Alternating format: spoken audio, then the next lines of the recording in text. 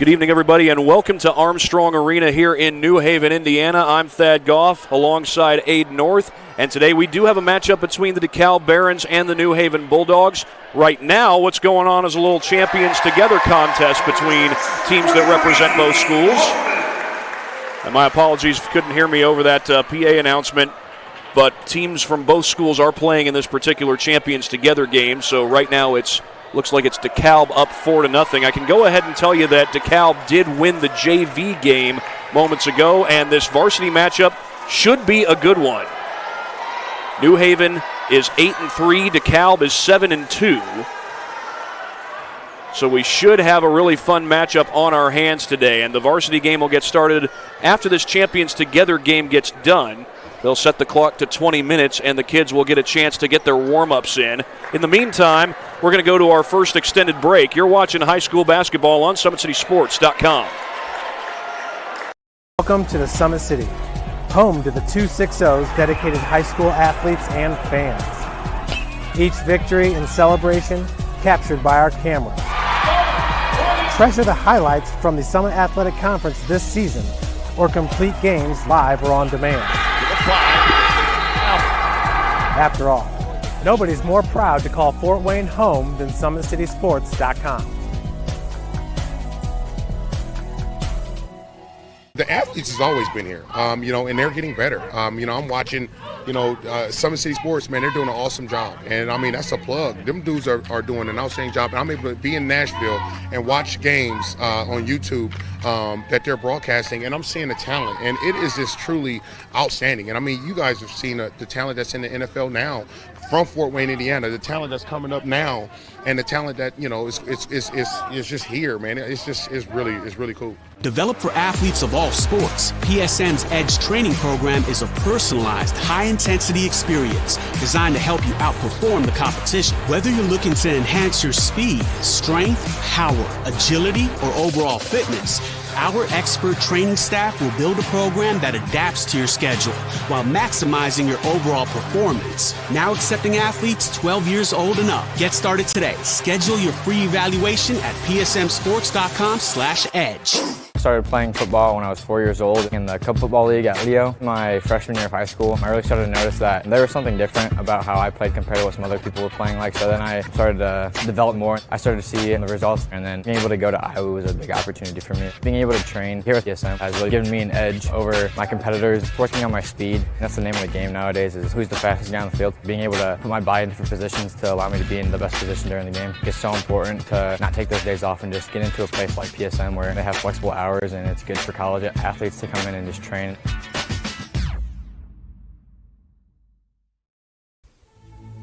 Anderson Heating and Air, locally owned and operated with over 50 years of experience. Call us today and get a free quote on a brand new furnace and AC, financed and available. Don't wait. Call us today and sign up for a maintenance agreement and stay cool. Our maintenance agreements will ensure that you're first in line if you have an emergency, and we'll send one of our service techs out for cleanings twice a year. Call us at 557-0958 or request an appointment on our website. Call Anderson Heating and Air, where your emergency is our emergency.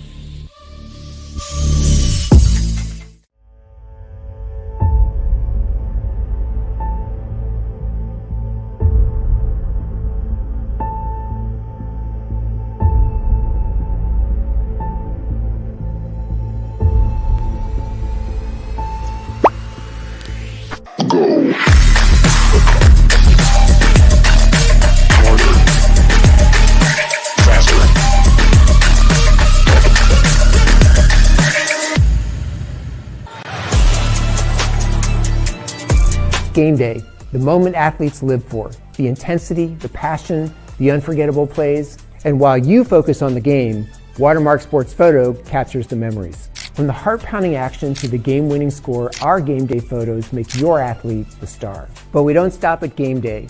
With our Sportrait sessions together, we dream up poses and take your athlete's story to the next level. Serving Northeast Indiana and Northwest Ohio, from colleges to high schools and club sports, moments fade, but the memories last forever. Watermark Sports Photo, where every shot is legendary. At PSM Sports Therapy, recovery is more than getting you back to your sport. It's about building a stronger version of you. Our team of experts uses state-of-the-art technology to build personalized care plans that get you healthy and back in action safely. With no physician order needed, contact us directly to receive top-quality care exactly when you need it. Call 260-266-4007. Visit one of our Fort Wayne locations or go to psmsports.com to learn more. The future is what you make it, so make it matter. At the University of St. Francis, we'll help you build a purposeful life, one based on your interests, goals, and desire to make the world a better place. Learning is personal here. You'll be known by name, supported by experts, and connected to professional opportunities. Our Catholic values will inspire you to use your education for the greater good by serving and leading others. Remember, the future is what you make it. Build a life of meaning and purpose at St. Francis. You belong here. Tired of waiting for a doctor's referral to start physical therapy? At Indiana Physical Therapy, you don't need a prescription. You have the power to choose where you go for expert care. Our experienced therapists will help you get back to doing what you love. With over 19 locations, getting the care you need has never been easier. Take the first step towards a healthier, more active lifestyle. Visit IndianaPT.com to schedule your appointment today. Indiana Physical Therapy, where people go to get better. Here, every athlete is one of one. Every day is an opportunity to improve, to become faster, stronger, healthier. That's our commitment. With elite training and expert care, we transform athletes by pushing through challenges and sharing every victory. PSN, you've got goals. We help you get there. Learn more at psmsports.com. I got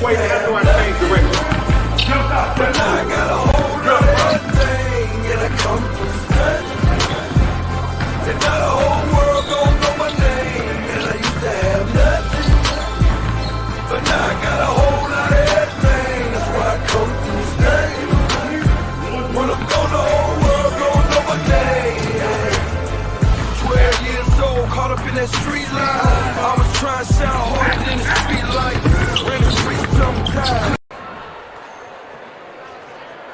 Well, they have finished the, I said champions together, but it's actually, I guess, unified basketball. I think that's actually the same thing, if I'm not mistaken. But either way, that game is done, and we are getting ready for warm-ups as the New Haven Bulldogs get set to take on the Dekalb Barons. I'm Thad Goff. Aiden North is with me as a color commentator and also as a camera operator. New Haven comes into this game at 8-3. Dekalb comes into this game at 7-2. And I tell you what, one of the fun matchups that we might get through the course of this game could very well be a matchup between Zeke Penrod and either Lavelle Ledbetter or DeMarcus Wright. Although Zeke Penrod is not listed as the starter today, he is the leading scorer for Dekalb. So when he comes into the game, New Haven's got a lot of bigs that they can use to defend him, so that could create some very interesting matchups. Yeah, for sure. Penrod does a lot of his scoring on the outside. Really is a good three-point shooter and does contributes a lot on the three-point side for Dekalb, and it'll be interesting to see how Dekalb uses him tonight, especially since he's not in the starting lineup. So we'll have to see what Dekalb decides to do, but the matchup I'm excited for, Brady Vince and Tavar Baskerville. Those two guys, very athletic, can score a lot of points. Brady Vince showed that in the Dekalb tournament, his athleticism, and that'll be an exciting matchup to watch as well.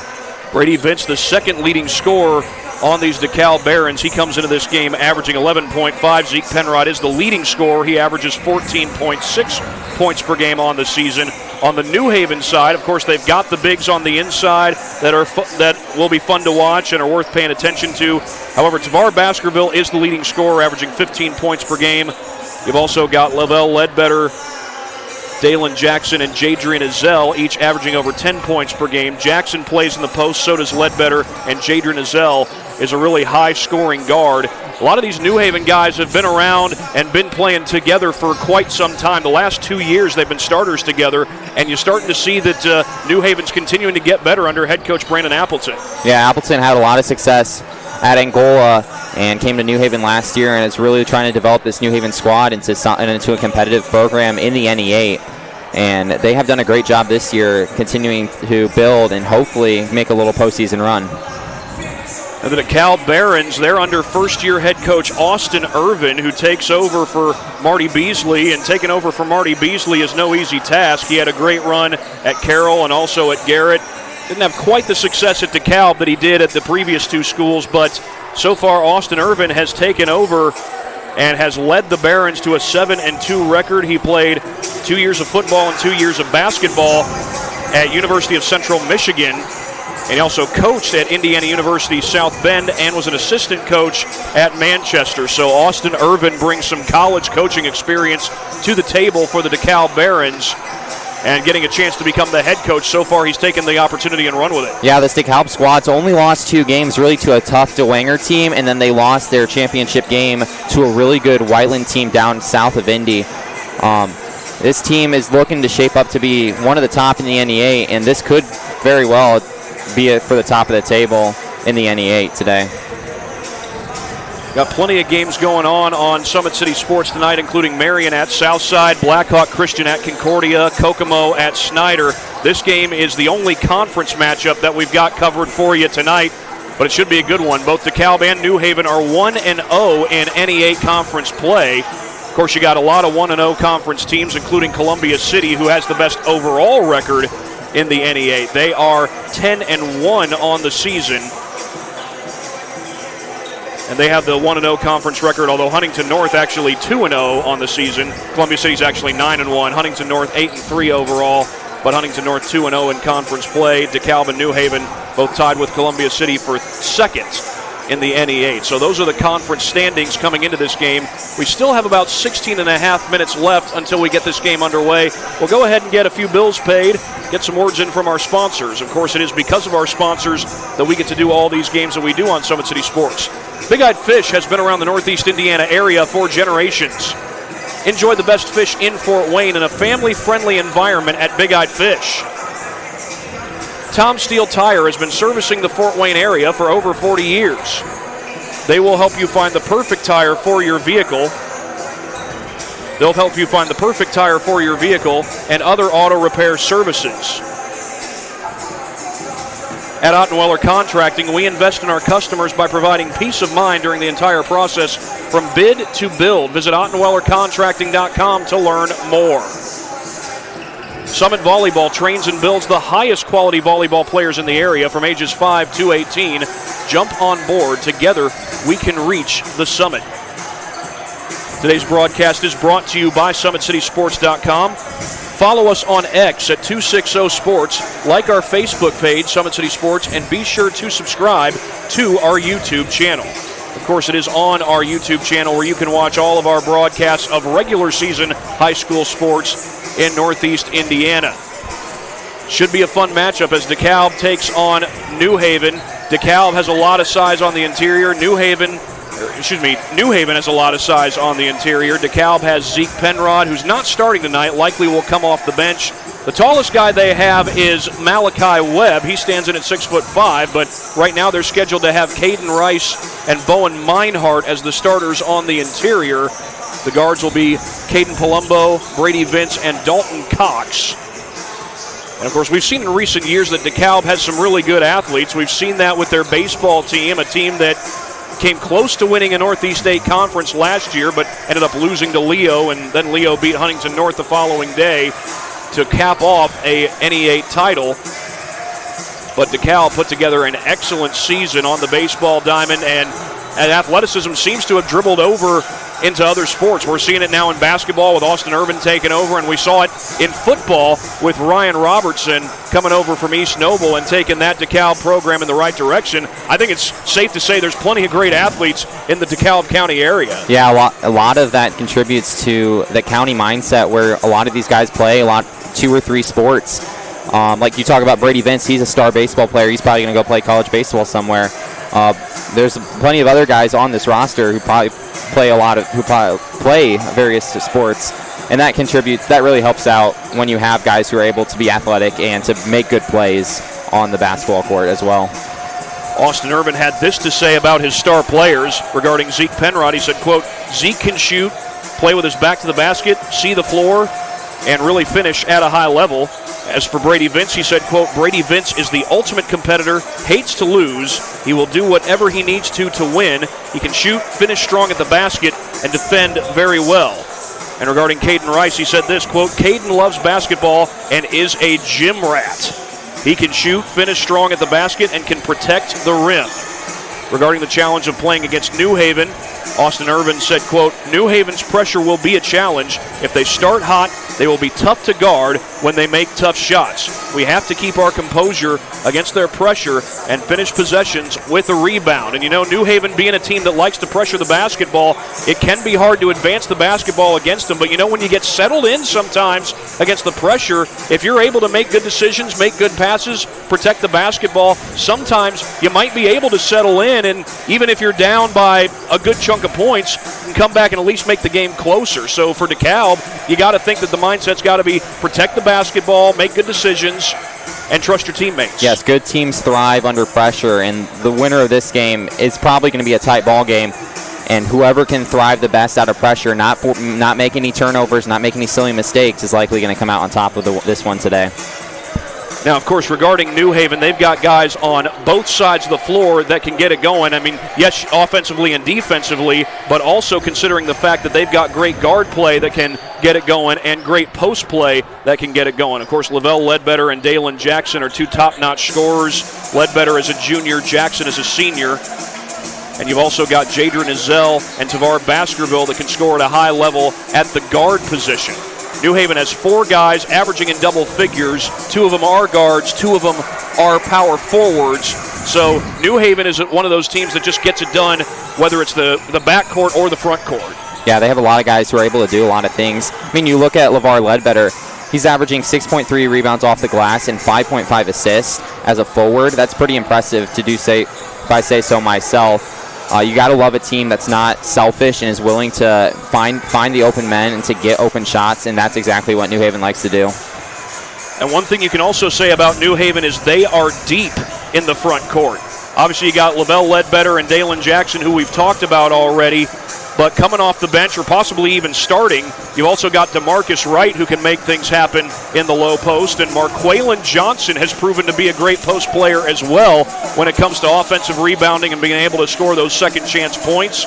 And just for good measure, you've got a freshman in Jayon Thomas who stands in at 6'5", and a 6'4" junior, Jackson Price, who also plays tight end on the football field. So this might just be the deepest front court in the area. One of the deepest, certainly, if they're not the deepest. Yeah, I mean, it helps having these young guys able to step up and play big roles for New Haven. For Dekalb, you have a lot of seniors and juniors, so Dekalb's going to lean on a lot of that leadership and that experience to try to get them through. I mean, you talk about this New Haven team being fairly young.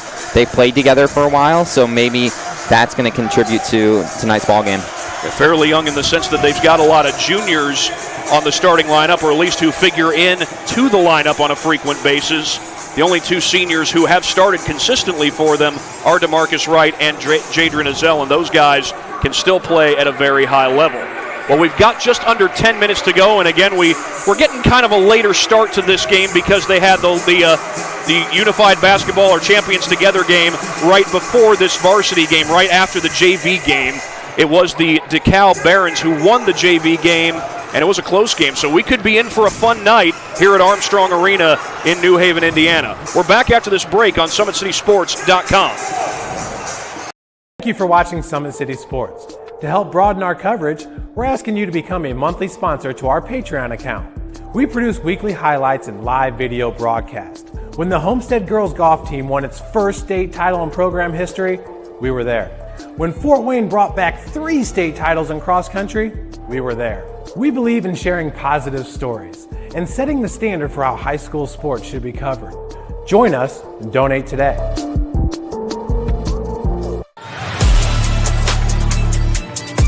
Game day, the moment athletes live for, the intensity, the passion, the unforgettable plays, and while you focus on the game, Watermark Sports Photo captures the memories. From the heart-pounding action to the game-winning score, our game day photos make your athlete the star. But we don't stop at game day. With our Sportrait sessions together, we dream up poses and take your athlete's story to the next level. Serving Northeast Indiana and Northwest Ohio, from colleges to high schools and club sports, moments fade, but the memories last forever. Watermark Sports Photo, where every shot is legendary. Well, we are here at Armstrong Arena awaiting the start of New Haven versus Dekalb. We've got just over 8 minutes before this varsity game gets underway. They had JV basketball beforehand, and then after the JV game, a little Champions Together basketball, which took about 10 minutes, and I think they actually played the first half in here and then went to the auxiliary gym. And speaking of auxiliary gyms, I've been to a lot of basketball gyms, high school gyms in this area, and I'm not sure that anybody has more basketball courts inside of their auxiliary gym than New Haven does. I think they've got 3, maybe even 4 courts that can be used. Now, I'm not talking like one court that runs one way, runs east and west, and then 2 courts that run along that same court going north and south. Now, these 3 courts are parallel to each other, so that seems to be unique in this area. Maybe there's some other schools that do that as well, but as far as I can tell, New Haven is the only one that does that I know of. Maybe I'm wrong. Maybe we'll see in the future, but definitely an impressive facility. And even here inside Armstrong Arena, it's an impressive facility. Yeah, Armstrong Arena is one of the top-notch basketball arenas in the area, I feel like. But they need to get on a holiday tournament or something. They could easily host a 8 or 16-team tournament over Christmas break, bring some teams in, make some money. That would be a cool way to get some hype going in the Northeast area. Well, they got the extra set of bleachers. You can see on our screen they do have the bleachers open above the main section of bleachers, and my guess is fans are still filing in because there's still a good amount of fans here. Obviously, it's a big game between Dekalb and New Haven, but fans probably still starting to file in, and not as much crowd up in the upper section, but who knows, maybe that'll change. But everybody wants to be down close to the action. Now, Aiden, you had a game earlier today, girls basketball, Lawrence North versus Northrop, and I'll ask you how that game went in just a minute, but what a huge win for the Bruins, because I know that Lawrence North is right at 500 right now, 9-9 on the season, but they are the defending state champions, and so for Northrop to win that game, that's got to be a huge confidence boost for those Lady Bruins. Yeah, it was a huge win after what happened last night against Snyder. They were up 12 in the game against Snyder, ended up losing by 1 after Snyder went on a 13-0 run. Something that Northrop really did well today was shooting the ball. They shot the ball really well. Swin Jackson, 19 points, a lot of those beyond the arc. And then Kayla Williams-Thomas celebrated her 1,000 points at Northrop and had 17 as well. So those two really contributed, and they got to feel good after having a big, tough loss last night to be able to beat this Lawrence North team, a really good Lawrence North team that has played a lot of tough competition. However, they were up 20 at one point, and Lawrence North cut it within 6. So it got a little dicey there at the end for Northrop, but they were able to close the deal and get a victory. Yeah, the good thing is they were able to close the deal, and I think it was only a matter of time before Kayla Williams-Thomas got her 1,000th career point, because she got her chance to start due to, not tragedy, but due to difficult circumstances with Destiny Craig, who had transferred in from Snyder. She suffered an injury. She had been injured her previous year at Northrop and then came back the start of the season, got hurt again, and did not play again, as I recall.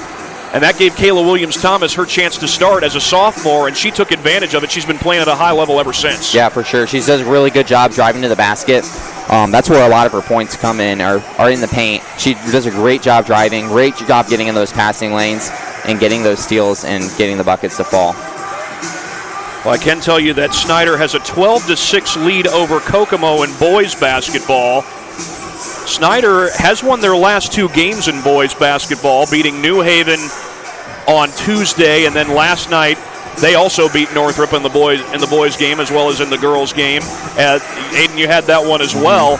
What did you think about how Snyder looked? Oh, man, they are deep. They have 8 or 9 guys who can step up in any moment, that are physical and athletic and can really play a big role for all that you can do. Northrop really only has Donlare Reese and Anthony Barnes as their 2 studs, and the 2 of them couldn't combine to be able to compete against the 8 or 9 guys that Snyder had that could move up and down the court. Very athletic, very fast. Also, Marion and Southside are getting ready to get started over at Don Reichert Gymnasium. Southside suffered a tough loss last night. I was there for that one against Homestead along with Keith Edmonds. And Southside looked good early on. They were able to run with Homestead, but whenever Southside would get an answer, make it close, Homestead was able to go on a run, and Southside really couldn't answer that. And one of the things that Homestead has to deal with, that if you're a guard-heavy team, it's going to be a huge challenge for you. Homestead has Mac Welker at 6'6" or 6'8", depending on which sheet of paper you look at. And he is tough to stop, especially if you have a small roster. He's a guy who plays tough on the interior, and he had a great game. But he had some foul trouble as well, and Jake Kuhlman had to really step up and do a lot of the scoring. He did that. He ended up scoring, I think it was 25 points in the win for Homestead last night as they win their 10th game of the season. The 10th game played this season. They go to 8-2 overall in a span of 10 games. And I think they've got their next game on Tuesday against Blackhawk Christian. In the meantime, they're playing the national anthems right now, so we'll come back in 40 seconds. You're watching high school boys basketball on SummitCitySports.com.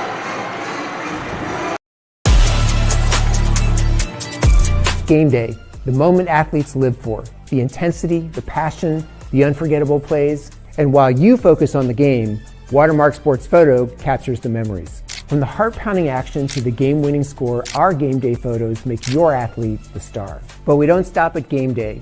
With our Sportrait sessions, together we dream up poses and take your athlete's story to the next level. Serving Northeast Indiana and Northwest Ohio, from colleges to high schools and club sports, moments fade, but the memories last forever. Watermark Sports Photo, where every shot is legendary. Well, we're back here at Armstrong Arena. They got 3 minutes on the clock. I think they'll give the kids a little extra warm-up time while they play the fight songs. And again, getting a later start than expected. Getting a later start than expected because they had the JV game first, followed by a little Champions Together basketball. First half was played here inside Armstrong Arena, and then the second half was played over in the auxiliary gym. At least I think that's the way it went in listening to our PA announcer tonight. So that's the reason we're getting started a little later. I can tell you that the Marion Southside game is underway, and right now it's a 1-0 lead for Southside. And in a game like that, anything can happen.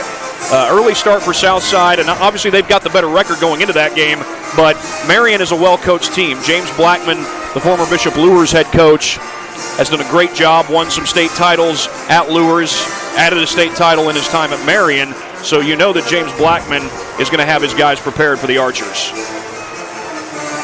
A couple other games in action are Kokomo versus Snyder. I gave you an update on that one earlier. Looks like they're in commercial right now.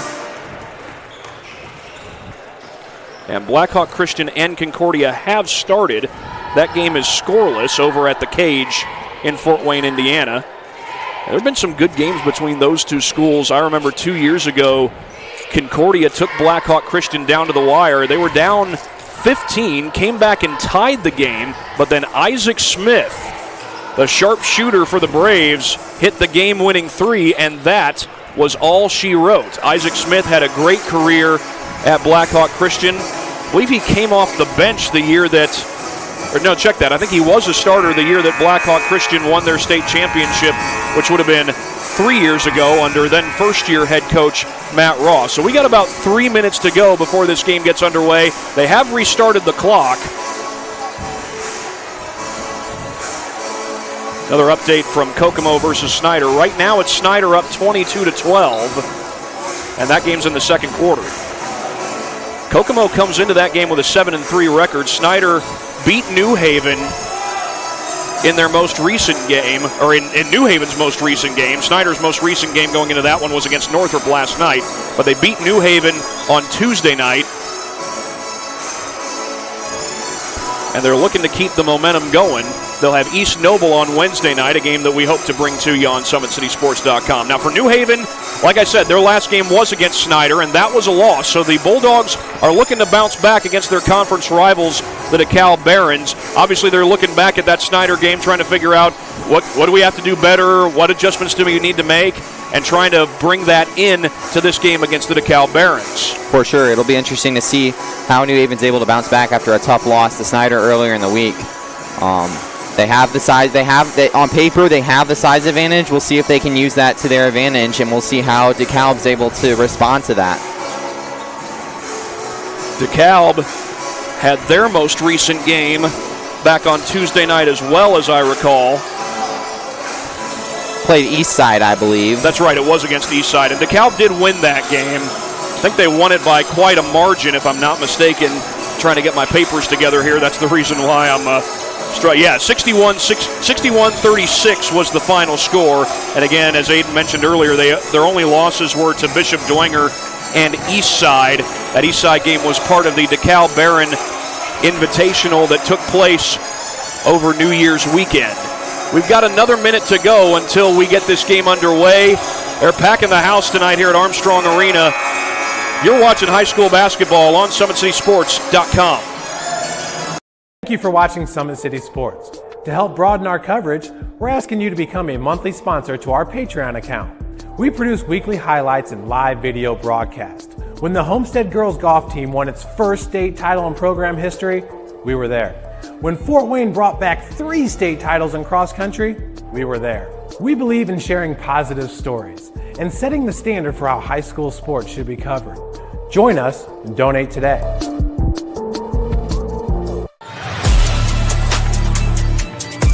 Game day, the moment athletes live for, the intensity, the passion, the unforgettable plays, and while you focus on the game, Watermark Sports Photo captures the memories. From the heart-pounding action to the game-winning score, our game day photos make your athlete the star. But we don't stop at game day. With our Sportrait sessions together, we dream up poses and take your athlete's story to the next level. Serving Northeast Indiana and Northwest Ohio, from colleges to high schools and club sports, moments fade, but the memories last forever. Watermark Sports Photo, where every shot is legendary.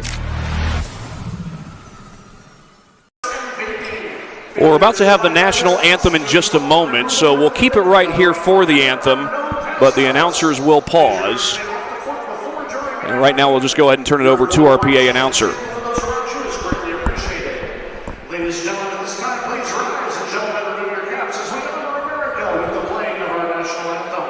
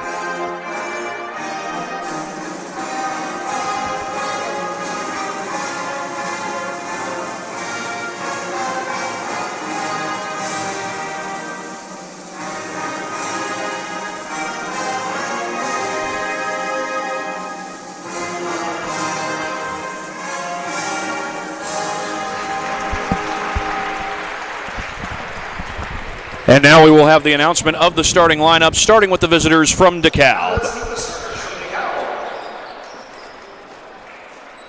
Number 11, a 6-foot senior, Katie Palumbo. Number 12, a 5'10" junior, Brady Vince. Number 20, a 5'9" junior, Dalton Cox. Number 30, a 6'3" senior, Bowen Meinhardt. Number 32, a 6'3" senior, Katie Price. The Dekalb Barons are coached by Austin Irvin.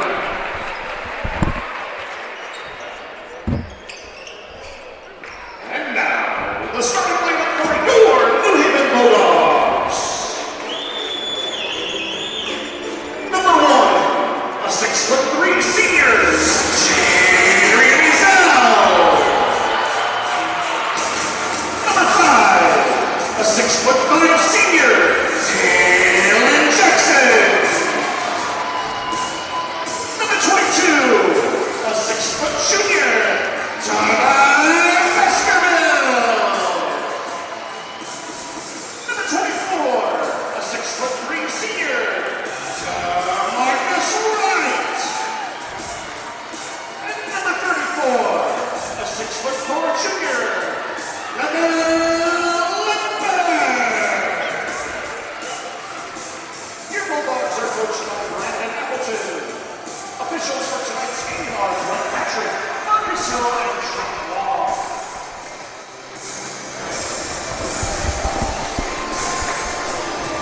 There you have it.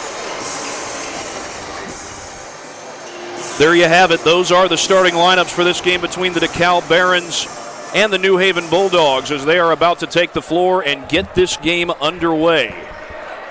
There are the Barons on the floor, and again, Zeke Penrod not in the starting lineup today. I did see him in uniform, though, so it looks like he's going to come off the bench.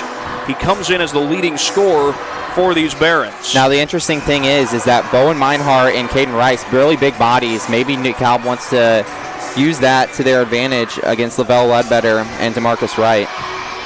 It's going to be Dalen Jackson and Caden Rice to tip it off at half court. Dalen Jackson getting the start along with both DeMarcus Wright and Lavelle Ledbetter. Tavar Baskerville and Jadrian Ezell are the two guards.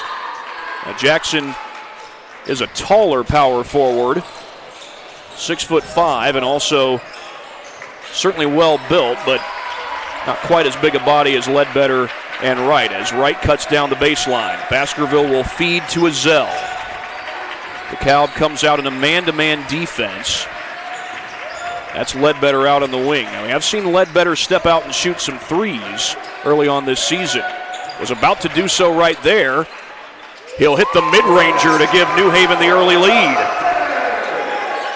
And you see New Haven going to try to put a little pressure on Dekalb, try to get them a little bit flustered offensively. Palumbo comes down the floor. This is Dalton Cox. Dalton Cox also a really good baseball player, as Dekalb's baseball team might just have the best junior class in the area. You could certainly make a case for it.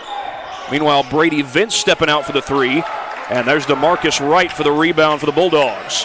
Jadrian Ezell on the attack, couldn't spin it home. Kept in. No, it was not kept in. Caden Rice apparently stepped out before he touched the ball, and he might have gotten lucky because Tavar Baskerville would have had an easy basket had the official not called that out. Yeah, huge lucky break there for Caden Rice. Not so lucky for New Haven as Ezell turns it over. Yeah, we'll see if Dekalb looks to settle in. That was a nice look, Brady Vince Scott. We'll see if Dekalb's able to get something this next possession. Here's that press for the Bulldogs. Good ball movement by the Barons as they find Caden Palumbo. Meinhardt will bring it outside. Dalen Jackson guards him. They'll switch defenders. Check that. No, they do not switch defenders. Palumbo has Wright on him. A catch and shoot. That three won't fall. Deuce Baskerville with the rebound for New Haven. Baskerville going through the paint, and it's swatted. Caden Rice. Yeah, Rice is really that big body that Dekalb really likes to use inside to defend the inside. And he's even a big presence on the offensive side as well inside the paint. It is New Haven basketball. And wisely, Lavelle Ledbetter lets that go into the backcourt before he touches it.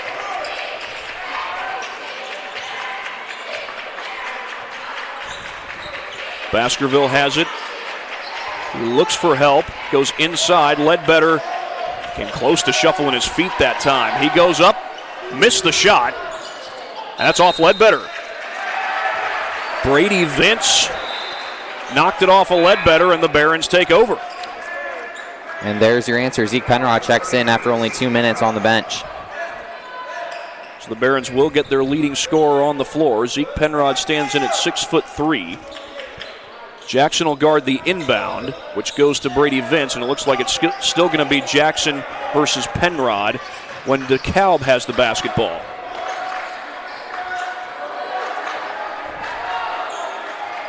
Brady Vince, the point guard at 5'10", running things for the Barons. He gets it to Palumbo. 5:40 to go here in this first quarter. There's Penrod getting his first touch in plus territory. Dalton Cox missed the three ball. Ledbetter comes to the ball. Nice handle there by Ledbetter. Baskerville, couple of dribbles. Fired it in, a little too hot to handle. You can tell Dekalb's really scared of the big presence inside for New Haven. They've settled for a lot of threes. Let's see if they get anything to fall. Blocked by Dalen Jackson. Ball still loose. Picked up by Penrod. Vince hits a three. Yeah, Dekalb's probably going to have to live and die by the 3 tonight, and Brady Vince gets things started for the Barons. Barons on the board for the first time. Ledbetter with the check that. It's DeMarcus Wright. 24, not 34.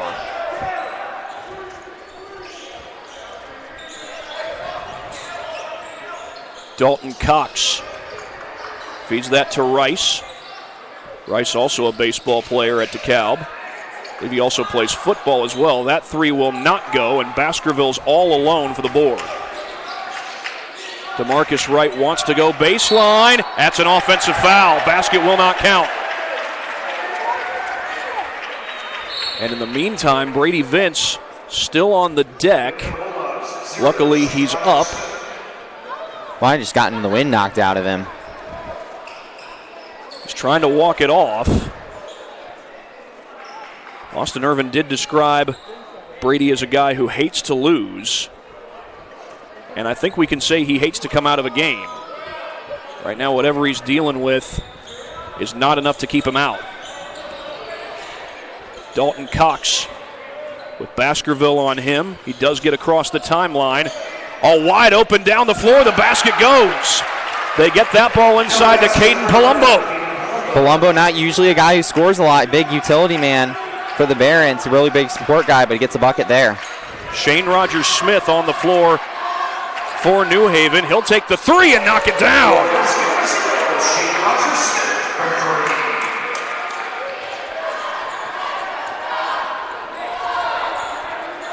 First 3 of the game for the Bulldogs, and I believe Shane Rogers-Smith was playing JV ball at Northside come last year, getting an increased role at the varsity level here at New Haven.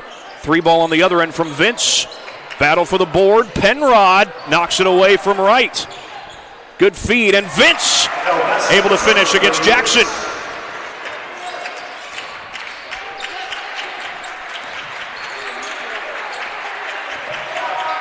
For Brady Vince, he's got 5 points in this game. Izell traveled.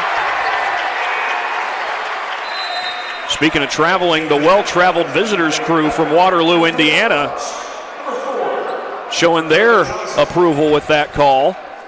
That's a lot of Dekalb fans over on the opposite side of the court from us. I bet some of those fans are sitting right behind the WNHE guys. That's the New Haven radio crew. Yeah, it's been a while since Dekalb's had a really good basketball team, and Coach Irvin's looking to change the culture here. Catch and shoot for Dalton Cox. Offensive board. And Caden Rice got fouled. However, I think that's Jackson who got the brunt of it. No, check that. It's Johnson. Marqualan Johnson.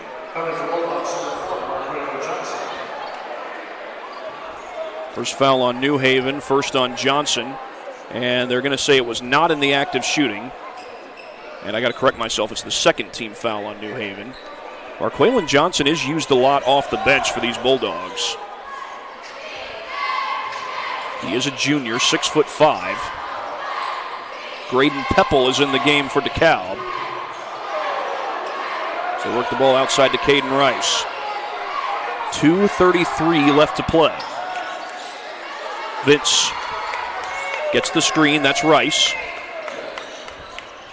Boy, Pepple for a moment was all alone until Roger Smith caught up to him.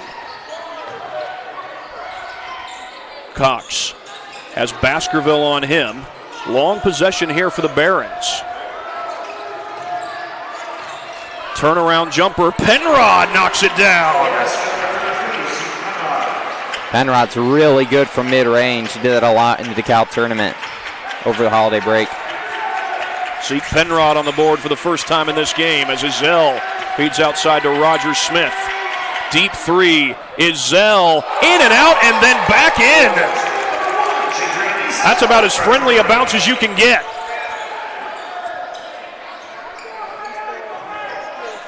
Jadrian Izell on the board for the first time. Penrod eventually able to handle the pass. The Calbs had some long possessions. Belmont had a few of those when they came here earlier this year, as a foul is called inside that will send Brady Vince to the line. Belmont not having the kind of season either of these teams are. They're 5-5 overall, 0-1 in conference play, and New Haven did beat them. But early on, Belmont was putting together a pretty good battle. It just ended in the losing column. Brady Vince true on his first free throw.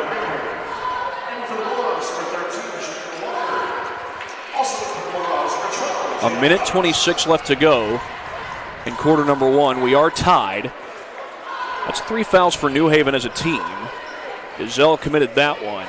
Nobody's in any foul trouble yet for the Bulldogs.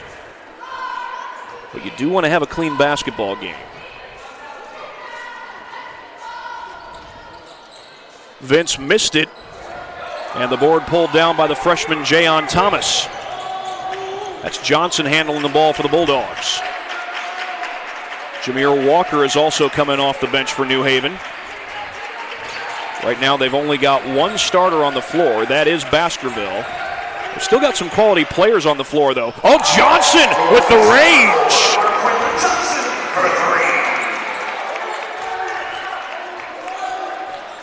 Marqualan Johnson with less than a minute to go now in quarter number one. Cox finds Penrod in the corner.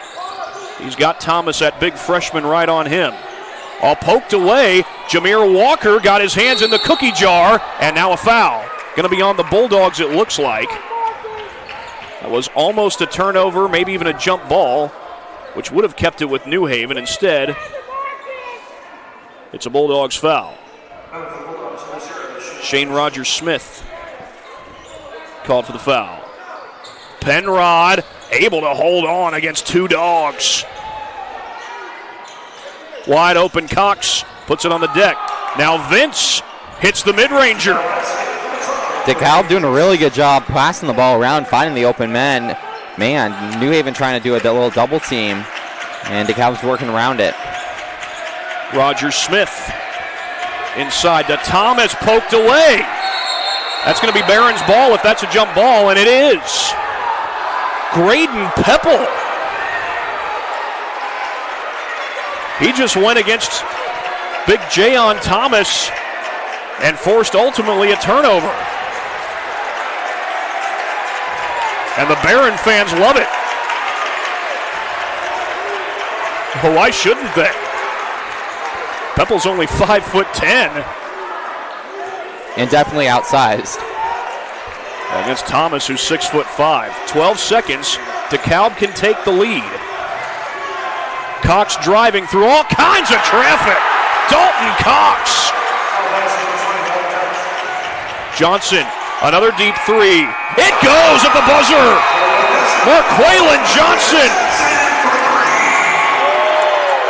His second three of the ball game. The end of that first quarter didn't tell you anything about how the rest of this ball game's going to go. You're in for a treat. We're back for the second quarter after this. Anderson Heating and Air, locally owned and operated with over 50 years of experience. Call us today and get a free quote on a brand new furnace and AC, financed and available. Don't wait. Call us today and sign up for a maintenance agreement and stay cool. Our maintenance agreements will ensure that you're first in line if you have an emergency, and we'll send one of our service techs out for cleanings twice a year. Call us at 557-0958 or request an appointment on our website. Call Anderson Heating and Air, where your emergency is our emergency. Tired of waiting for a doctor's referral to start physical therapy? At Indiana Physical Therapy, you don't need a prescription. You have the power to choose where you go for expert care. Our experienced therapists will help you get back to doing what you love. With over 19 locations, getting the care you need has never been easier. Take the first step towards a healthier, more active lifestyle. Visit IndianaPT.com to schedule your appointment today. Indiana Physical Therapy, where people go to get better.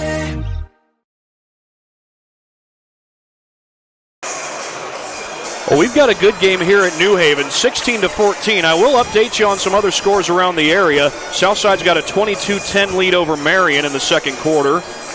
Blackhawk Christian with a 9-point lead over Concordia in the second quarter, 27-18. And then Kokomo and Snyder might be Well, they got to the second quarter before we even started, so I would think they'd be out of halftime by now, but we'll check on that one in just a moment.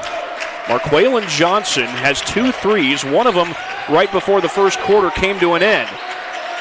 Lavelle Ledbetter's back in for the Bulldogs. He's in along with Jayon Thomas. Roger Smith with the pull-up, and that one will not crawl home. Thomas keeps it alive for now, and a foul. Oh, it's going the other way. Are they saying that ball was dribbled off the chalk? I think so. Stepped on the end line, it looked like. Jayon Thomas was trying to keep it alive, and it looked like he might for a moment, but the Barons come up with the takeaway. New Haven has 4 fouls in this game. Dekalb has not committed a foul, but they did just commit a turnover. Jayon Thomas able to find Walker just in time. Stolen away. Bowen Meinhardt the takeaway. Penrod, tough catch, and the layup goes.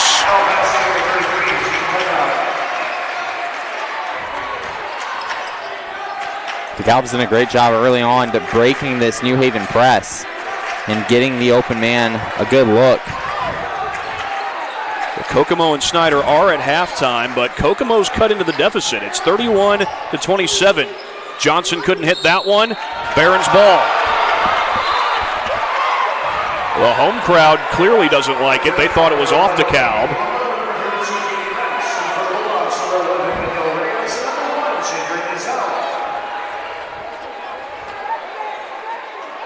And this will be Dekalb basketball.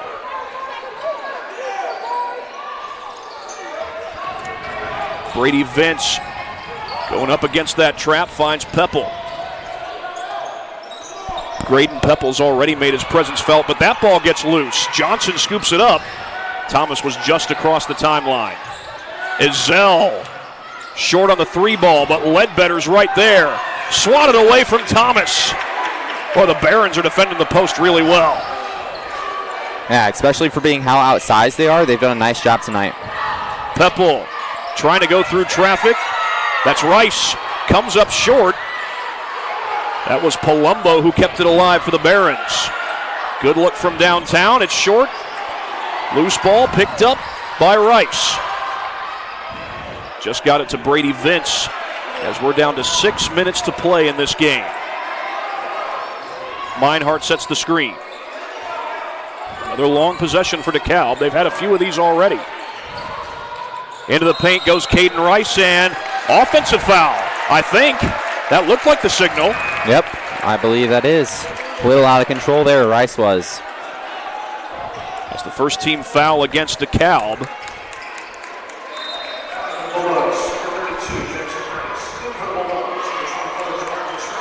It is the first team foul for this quarter, but also the first team foul for the whole game against the Dekalb Barons. Of course, the fouls reset at the end of each quarter.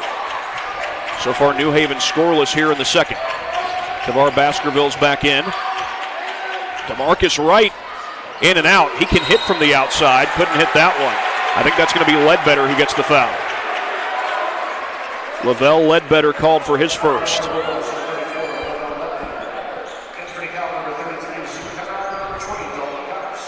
Quick breather for Zeke Penrod, and he'll come back in along with Dalton Cox.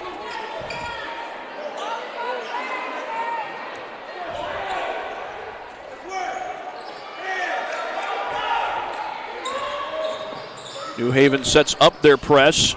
Dekalb beats it to Colombo. A catch and shoot 3, too strong. Offensive board, Meinhardt, and the foul.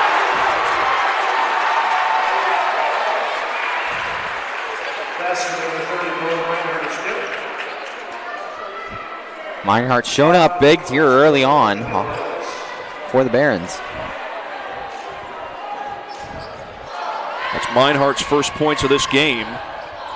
And he will hit the free throw to complete the three-point play. Baskerville. Outside to Ledbetter.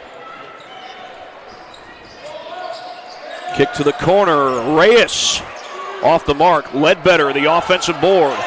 Surrounded, and he's fouled. He had 3 red shirts around him, and Lavelle Ledbetter's going to the free throw line.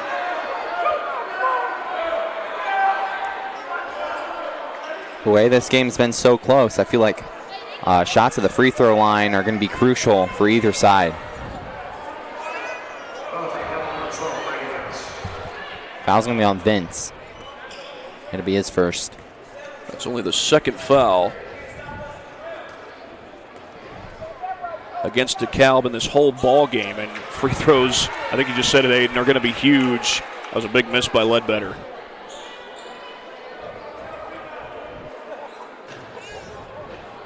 We have an update from Concordia. Blackhawk Christian leads 33-18 over Concordia at halftime. Eli Lawrence is there calling that game. He was at Blackhawk Christian, I believe, for the girls' basketball game against Wayne. Double team comes. Cox able to find Palumbo. Good work in transition. Vince's shot wouldn't fall. There's Meinhardt. That's still loose, and the Barons come up with it. And that's out of bounds off of Wright. You would think New Haven, with their size, would be able to get these offensive rebounds, but they have struggled offensively on the offensive boards. They're not catching the ball when they get these chances, and DeKalb's out hustling them. Inbound to Penrod. And that's a turnover. And normally you would call that miscommunication, and maybe there was a little bit of it, but I think Vince just maybe didn't cut exactly the right way. It's not like he went one way and the ball went another way, but the ball went one way and he just didn't go enough that way. Ledbetter, short, and again, Dekalb wins on the glass. That was Meinhardt. Dalton Cox against DeMarcus Wright, and he finishes. Tough shot there by Cox. Dekalb's playing really good early on here. 4 points for Cox. Ledbetter. And he gets it to go. Boy, he needed that one. The Barons needed it. That's their first field goal of the quarter. There's 5 points for Ledbetter. Of course, still a lot of basketball to be played as Vince gets around the double team. Timeout. Austin Irvin calls for it. It's a full timeout. And I believe that's the first timeout used in this game. While they take a timeout, we do have a couple of replays that we can show you. These replays are brought to you by Anderson Heating and Air Conditioning. Dalton Cox working through all kinds of traffic, even took on contact from DeMarcus Wright. And that stretched the DeKalb lead out to 4. New Haven was able to answer just a moment ago. And Austin Irvin perhaps calling the timeout to try and slow New Haven's momentum down, or keep them from getting any, I should say. Lavelle Ledbetter just able to knock down that shot. That's just his second field goal of the game, and it was much needed because New Haven did not have a field goal throughout the entire second quarter until that bucket by Ledbetter. But DeKalb, they're the smaller team as far as height goes, and yet they are winning the battle on the boards. They are playing really physical for what they are. They're just running the ball up and down the court, and I don't know if it's New Haven that getting tired or it's New Haven's not playing disciplined basketball. It's interesting to see how this game will develop and to see if New Haven will make those adjustments, especially on the defensive rebounding side for New Haven. A lot of times did not box out the Bulldogs. New Haven was certainly the bigger team against Blackhawk Christian, but they ended up losing that game. 57-46 was the final. The other loss was a 1-point loss to South Bend Riley, little tournament play at Kokomo. Speaking of Kokomo, they've made things a little closer over at Snyder. Made it a 4-point ball game. Penrod with it. Penrod fakes, dishes, and that shot crawls off, and that time DeMarcus Wright pulls down the board. Darion Cryer, the senior, is into the game for New Haven. Pull-up jumper, Ledbetter. Nothing but net.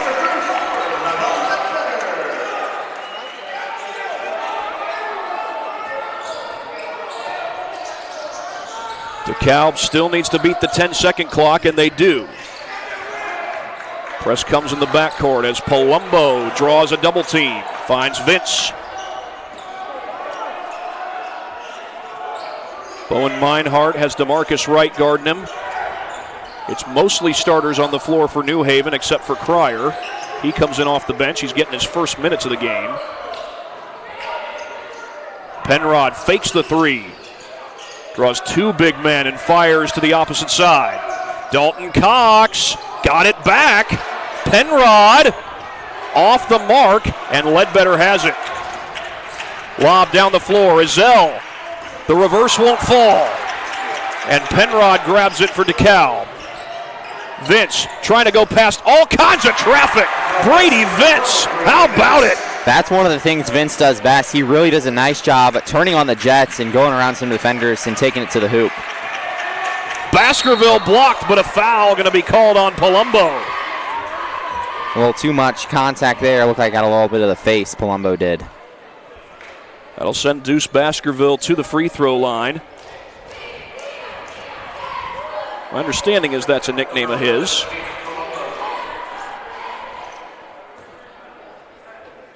Baskerville comes in as the leading scorer for New Haven. He does get him within one.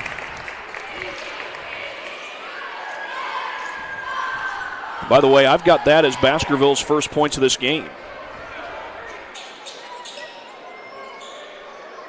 Only a 56% free throw shooter, though. But he gets both of these.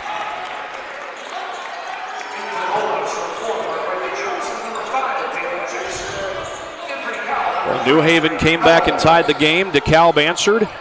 New Haven tied it again. As we've got 2 minutes to play in quarter number 2 here at Armstrong Arena. There goes Vince on the attack. No good. Baskerville's got it for the Bulldogs. Baskerville, pull-up jumper. Would not fall. And Jackson, try as he might, couldn't pull it down. Here comes Peppel down the floor. Vince dishes outside. Peppel for three. It is short. And Cryer pulls down the board. Baskerville helped to create it. Johnson was sizing it up. He's hit 2 threes already, but chose not to fire that time. Jackson will set the screen. And behind Jackson, it comes to Vince. Vince blocked, but a foul on Johnson. Vince went hard into that padding. And if you ever wonder why that padding is back there, I think you just saw why. If it wasn't there, Vince is crashing into a cinder block wall at full speed.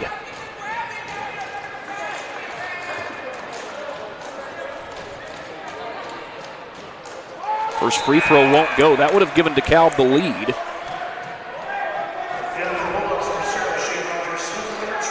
Shane Rogers-Smith will check in. Vince averages 11.5 points per game, but just a 48% free throw shooter. You expect the guards to be better free throw shooters, but with Vince and Baskerville not putting up the high free throw shooting numbers. Oh, that's a big missed opportunity.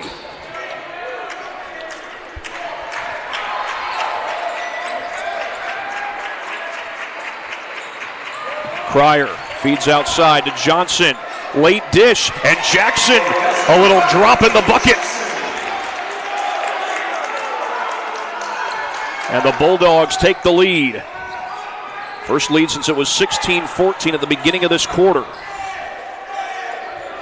Palumbo able to feed Peppel. Got his head up at just the right time.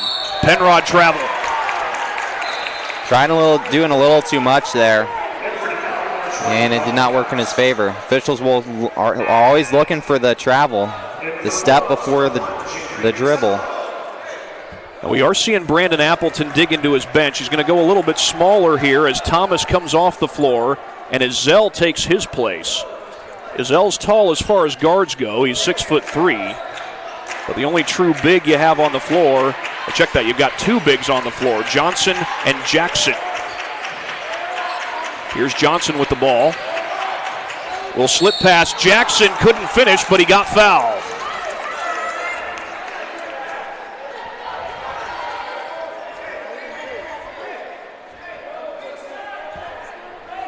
.8 seconds left here in quarter number 2, and Dalen Jackson is about a 50% free throw shooter, goes to the line.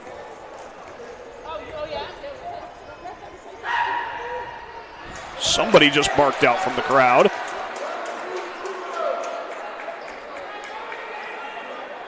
They do allow a little bit of that at these games. I mean, there's certain things that officials will allow. As that time, Jackson wasn't quite so phased. Looks like Brandon Appleton wants to get Ledbetter back in. Low scoring night for Jackson so far, just 3 points, even though we've still got a lot of basketball left. Cox double teamed with 20 seconds. Poked away, but Cryer dribbled it on the chalk.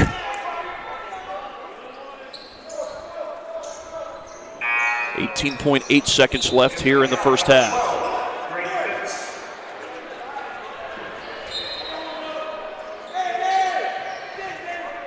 .8 left.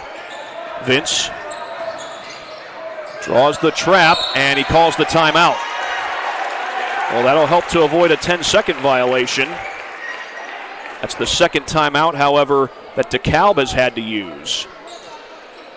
They're going to try to get a bucket here before the end of the quarter. No doubt about it, but first they got to figure out how to break this press, and they've been doing that quite a bit today, but that was a tough corner for Vince to be trapped in there. Yeah, no one from Dekalb really came to the ball there, so he kind of just had to either keep it there or turn the ball over or call a timeout. Really no-win situation there for Dekalb. But yeah, they've done a nice job breaking the press that New Haven set on them. I almost wonder if New Haven would have been better off not pressing as much. That way, Dekalb wouldn't be getting open as much. Do have an update for you. Blackhawk Christian and Concordia are in the third quarter. Braves lead that one 36-19. Going to try to get a Marion Southside update here in just a second as James Blackman is making one of, I believe, 2 return trips to Fort Wayne this year. They'll go play Homestead later in the season. That game shows Southside leading 32-14 in the third quarter. Brady Vince working against that double team, finds Penrod. 3 seconds and a foul. That's the 4th team foul against New Haven, so it won't put Dekalb at the line yet, but you don't want to be giving away fouls late in the clock. We'll see what Dekalb decides to do here. Possibly last possession of the quarter. For Johnson, that's his 3rd personal. 1 second. Penrod, deep 3. No good. Would have counted had it gone. Well, a hard-fought game, and I don't think we expected anything different than that. Right now, it's New Haven leading 26-23. Well, early on in that second quarter, it looked like Dekalb had the momentum, but New Haven was able to answer. They were able to secure more rebounds, and I think that's the key for them. Not only forcing those missed shots, but securing those possessions and getting those stops. Yeah, New Haven making some adjustments to try to combat this physical, aggressive Dekalb team, and it's paying off a little bit. Dekalb struggled to hit some shots in the second quarter, and we'll see what kind of halftime adjustments both these teams make. Quick word in from our sponsors. Of course, it's because of our sponsors that we get to broadcast these games, especially Parkview Sports Medicine. Earn your edge this season. PSM's Edge training program maximizes your athleticism through personalized performance training to reach your goals and get you to the next level. Visit parkviewsportsmedicine.com/edge to schedule your free consultation. A back-and-forth game here at Armstrong Arena in New Haven, Indiana. The Bulldogs lead it 26-23. Second half comes your way later on, and we're back after this break on SummitCitySports.com. Thank you for watching Summit City Sports. To help broaden our coverage, we're asking you to become a monthly sponsor to our Patreon account. We produce weekly highlights and live video broadcasts. When the Homestead girls golf team won its first state title in program history, we were there. When Fort Wayne brought back 3 state titles in cross country, we were there. We believe in sharing positive stories and setting the standard for how high school sports should be covered. Join us and donate today.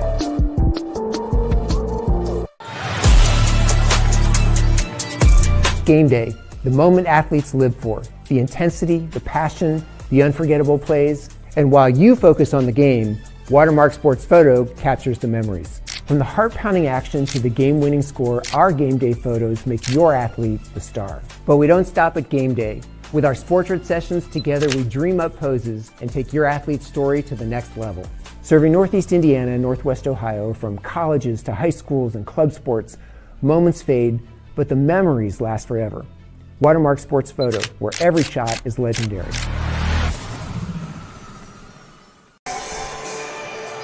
It's a 26-23 lead for the New Haven Bulldogs over the Dekalb Barons here at Armstrong Arena. Right now, got a few more words from our sponsors to get to. Again, it is because of our sponsors that we're able to call all these games that we do on SummitCitySports.com. Jolly Law Firm is the area's best criminal defense firm, helping defend the accused from the government. Whether you are facing an OWI or any other criminal accusation, Jolly Law Firm is the answer.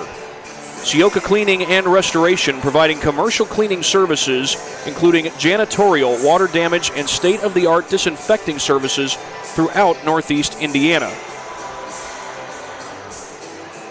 Online degree programs at the University of St. Francis are built for convenience and flexibility.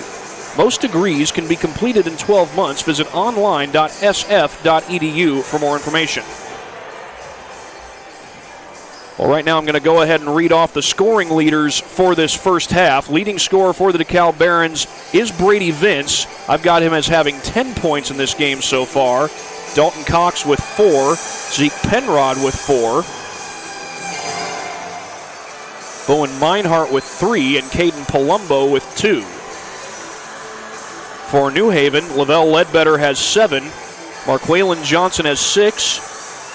Dalen Jackson has 3. Jadron Ezell has 3. Shane Rogers Smith has 3. Tavar Baskerville has 2, those coming from the free throw line. And DeMarcus Wright has 2 as well. So those are the scoring leaders for this game. First for DeKalb, then for New Haven. New Haven with the 26-23 lead at the break. And we are back after this break. You're watching high school basketball on SummitCitySports.com. Game day, the moment athletes live for, the intensity, the passion, the unforgettable plays, and while you focus on the game, Watermark Sports Photo captures the memories. From the heart-pounding action to the game-winning score, our game day photos make your athlete the star. But we don't stop at game day. With our Sportrait sessions, together we dream up poses and take your athlete's story to the next level. Serving Northeast Indiana and Northwest Ohio, from colleges to high schools and club sports, moments fade, but the memories last forever. Watermark Sports Photo, where every shot is legendary. Here at Armstrong Arena, it's New Haven leading DeKalb 26-23. Checking other scores, Snyder's lead is now, I think it should be 4. I thought Trell Hogue made 2 free throws. Yep, it is 4. 46-42 is the score over there. They're in the fourth quarter, but Snyder was up double figures, and Kokomo had worked it as close as a 2-point game. So the Wildcats have not given up. That's a huge game for the Snyder Panthers. They had a game earlier this year against Elkhart where they were down double figures, came back to get within a score, but they were never able to tie the game or take the lead. They did just get a stop, and it looks like that 3 by Chance DeRosset does count.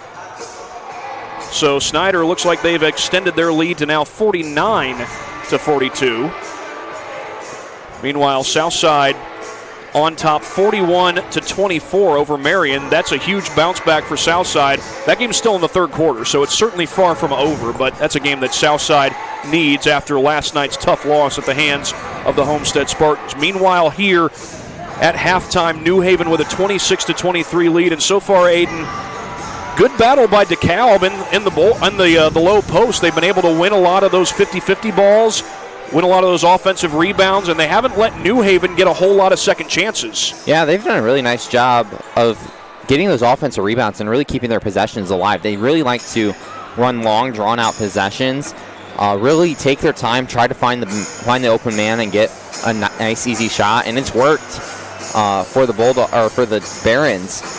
Bulldogs able to clamp down a little bit near the end of the second quarter. And that's how the Bulldogs got the lead and are able to hold it for a little bit. So we'll see what the Barons end up trying to do in the second half to try to retake the lead. Yeah, and I think the Bulldogs got a little bit more patient those last few minutes of the second quarter. Not only more patient, but trusting their teammates, getting in better position to get some good looks. We saw that towards the end of the first half with Marqualan Johnson and Dalen Jackson.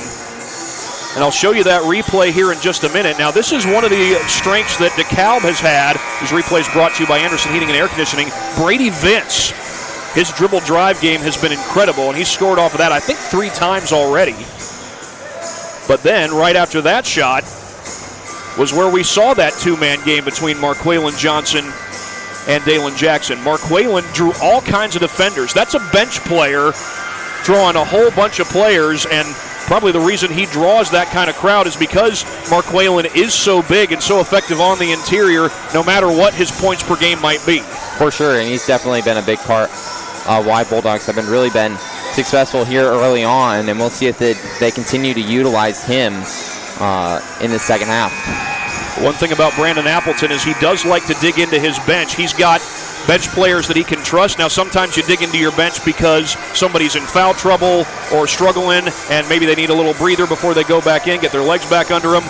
But with Brandon Appleton, he's got quality athletes. And I think he does take timeouts for those reasons. But the fact that he has so many quality athletes allows him to dig deep into his bench because he knows that whoever's on the floor can play at a high level. And that's another reason teams that have a deeper bench are going to be more likely to do well because you can give more guys rest. And that's definitely, we've seen that contribute for the New Haven and for DeKalb only has 2 guys that they really play off the bench.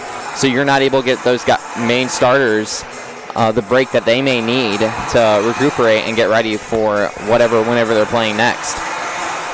Well, it's time to get in 2 more words from our sponsors. Again, it is because of our sponsors that we're able to do all these games on SummitCitySports.com that we do. Specialists in design, build, mechanical, and refrigeration. Visit TJWindustrial.com.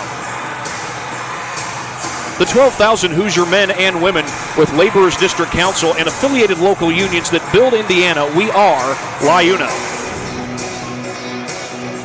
Well, we're getting ready to start the second half, 26-23 in favor of the New Haven Bulldogs. Of course, the fouls reset at the end of each quarter, not at the end of each half. They do reset at the end of each half, but they also will reset again at the end of the third quarter when we get to that point. That's a rule that's, I believe, in its 3rd year in effect here in the state of Indiana.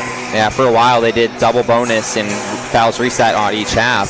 Well, they did 1 and 1 as well. Yeah, 1 and 1, had 7 fouls, and then you went to the double bonus for 2 shots. I feel like it's worked out pretty nicely here. It hasn't been. What have your thoughts been on it? You know what? I'm not necessarily against it. I mean, I didn't dislike the 1 and done rule. I think one thing that does make it interesting is, you can commit 5 fouls at the end of the third quarter, but then when that fourth quarter starts, you're not automatically shooting free throws on every foul. Yeah, for sure. I mean, it kind of changes the whole ball game and how you go about your clock management a little bit. As AC/DC gets us ready for the second half. I think you could say we were thunderstruck in the first half. We'll see what the second half has in store. Zeke Penrod gets his touch on the inside. He'll get it again. We've seen him step out and shoot the 3, and Penrod gets inside that time and scores down low. He's starting this second half after not starting the first half. He's been a big reason why DeKalb's been able to be a little bit successful here. Ledbetter swings that to the corner for DeMarcus Wright. Wright had trouble with the pass at first.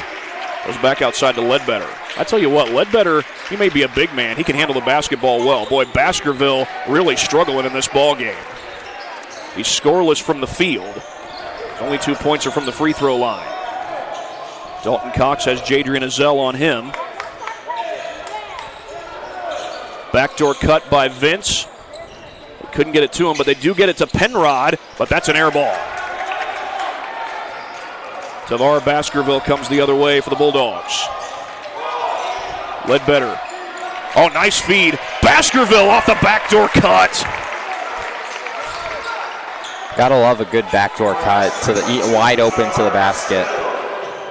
And you wonder if maybe it's a play like that that could help get Baskerville going as that ball gets kicked around. Still on the deck. And Baskerville gets the jump ball. New Haven ball on the arrow.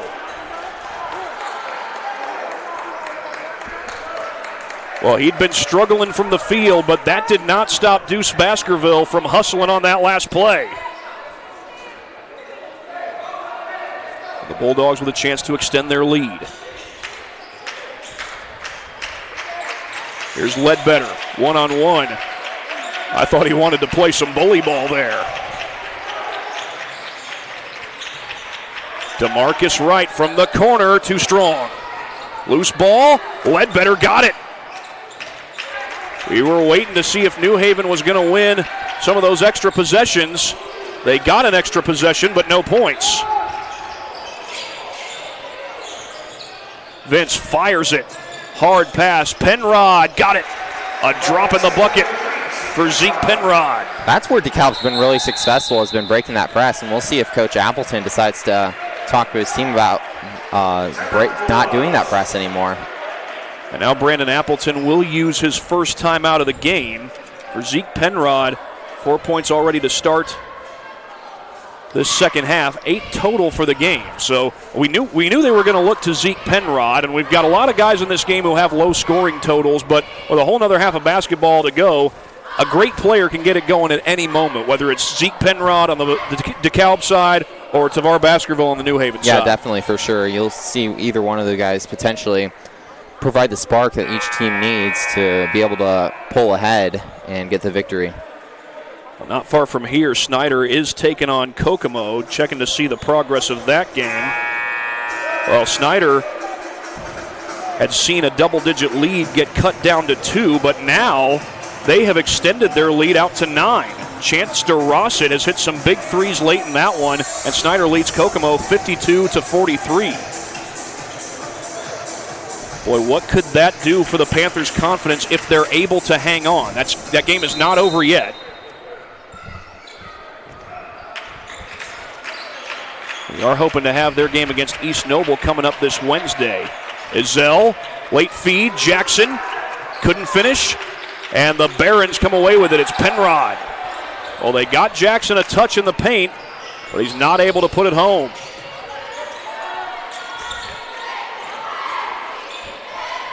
Dalton Cox feeds that to Penrod. Backdoor cut, poked away. Vince just got it to Penrod. Resiliency by Brady Vince. Penrod with DeMarcus Wright on him. Palumbo uses the screen. Baskerville almost got a takeaway. Long possession here for the Barons, and now it is a takeaway for Baskerville and a foul on Brady Vince. Yeah, that was a little frustration foul there by Vince. He wanted the foul to be called the other way, and stops New Haven from going in transition. First foul against DeKalb this half as Brady Vince commits his second of the game. Tavar Baskerville only 4 points in this game, but he has produced some hustle plays the last couple of times down. And then Izell able to make it count from deep.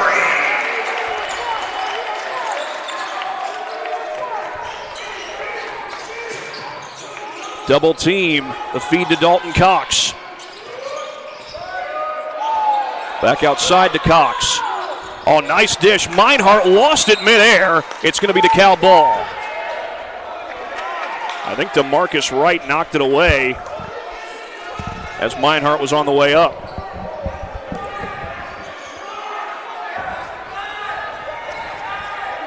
.4:15 left to go in this third quarter. They find Penrod and it's swatted. Oh, check that. That was Rice.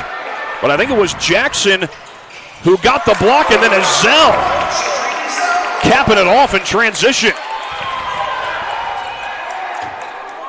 Well, Jadrian Izell had only 3 points at halftime. He scored the last 5 for the Bulldogs. A good pass by Dalton Cox. Penrod, no good. And Jackson secures the board for the Dogs. Yeah, New Haven trying to pull away a little bit here. It's kind of the largest lead it's been for either side. Jackson sets the screen for Baskerville.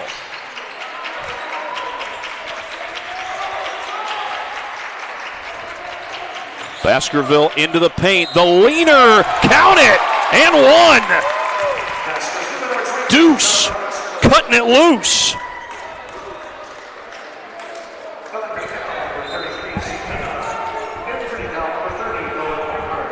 It takes a lot of resiliency to continue to play at a high level when you're struggling, but we are seeing that from Deuce Baskerville. We've seen it on the defensive end, and now we're seeing it on the offensive end. That was Dekalb's second timeout, but Baskerville right in front of Penrod. I think they got him for the foul. Yep, I believe so. You know, sometimes a great player will struggle in the first half. Tavar Baskerville did not have a field goal in the first half, just 2 free throws, but here in the second half, 2 quality buckets, forced a couple of turnovers, including a steal, and then also that jump ball that he created. This has been a great response by the Bulldogs as a team, but certainly by Tavar Baskerville. Yeah, for sure. Baskerville is really stepping it up, putting some good possessions together this beginning of the third quarter. And he's going to be one of the reasons why New Haven's going to pull away here, and he has been. Can he knock down the free throw to add to his total? And how about Dalen Jackson with that block? And I'll tell you another player who has been very resilient here this half is Jadrian Azell. He had only 3 points. And, well, he wasn't complaining about a no call there, but the way he hit the deck, you'd think that he'd have wanted one, and he probably did want one, but he got back up and got back to playing. But now Jadrian has reeled off 5 points this second half alone after he only had 3 in the first.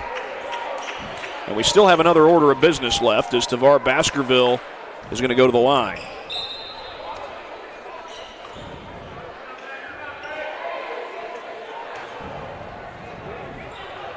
And he completes the 3-point play. 9-point lead for the Bulldogs, and there's that press. That's a tough corner. Vince passed it backwards, and is that a 10-second violation? Oh, no, we got a foul. A foul on the Bulldogs. And it is Baskerville, his first.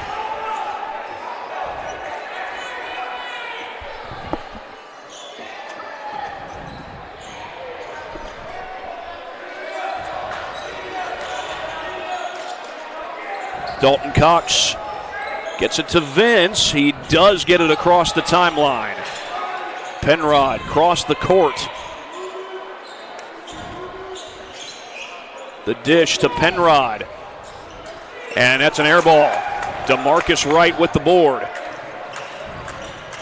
Jayon Thomas. No, that's Baskerville. That's a jump ball. That's going to go the other way. Good job there, Brady Vince. Tying him up. Kind of just stole the ball right from Baskerville's hands. Let the ball out of bounds. New Haven gets to set up their press. They don't see much of a press here. They would have had Cox in that coffin corner, but he's able to find Penrod, and that spins out. Man, Dekalb really needs a bucket to be able to get some of that momentum back. That was a good look, too. You don't see Penrod miss many of those. Oh, Azell lost it on the way up. Oh, the Barons get the stop. And now they've got a chance to perhaps get back some momentum. Baskerville out to guard Penrod.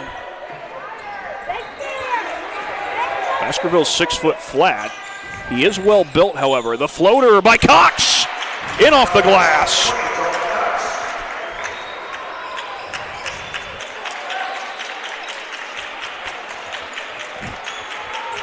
And Dekalb is able to slow this New Haven run, at least for the moment. Izell's 3 doesn't fall, but the basket goes, and a foul. It's Shane Rogers-Smith. Great positioning there by Shane Rogers-Smith to box out the defender and put that basket up and in. Brandon Appleton and Austin Irvin are going to dig into their benches. This is going to be a line change -1, I think.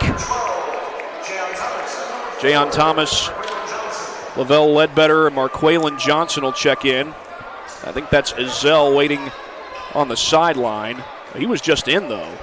And he missed that 3 as Rogers-Smith does indeed complete the 3-point play.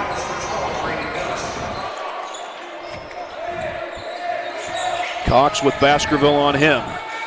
Now the press comes as Cox gets close to the timeline and finds Bowen Meinhardt. Cox was just across that timeline. 1.5 minutes to go here in quarter number 3. Meinhardt sets the screen. Crossover, Caden Rice. Thomas on him. You got Johnson guarding Cox, and that's a pickpocket, a straight theft. Shane Rogers-Smith, and he draws the foul. Unfortunately, that basket's not going to count, but that was an impressive takeaway by Rogers-Smith. Yeah, it was getting those passing lanes, which New Haven's done a really nice job of being a little bit more physical on the defensive end and forcing a lot of turnovers on this DeKalb offense. Now, Dalen Jackson just came out of the locker room. He's still in uniform, so his night may not be done just yet, but interesting that he was in the locker room to begin with. Rogers-Smith finds Ledbetter, and that's poked away by Cox. He just gave Rogers-Smith a taste of his own medicine, and he made it count on the other end. Big hard clap from his head coach, Austin Irvin. 53 seconds left here in the third quarter. Baskerville to the corner for Johnson. Johnson leans in, short, ripped away, and Thomas gets hacked down low. I think they're going to get Caden Rice. Or did they get Graydon Pepple? They did.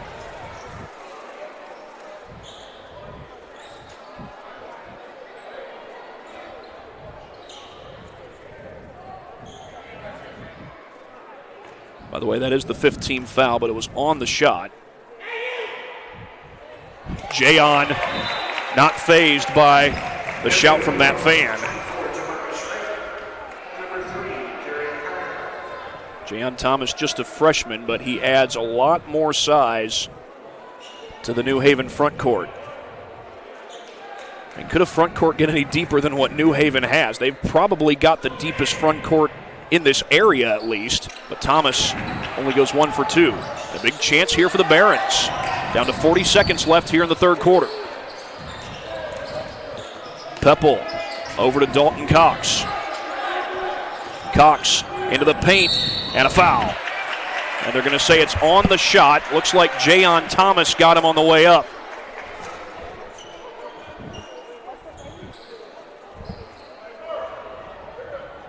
Deuce Baskerville gets a quick breather, and he'll come back in.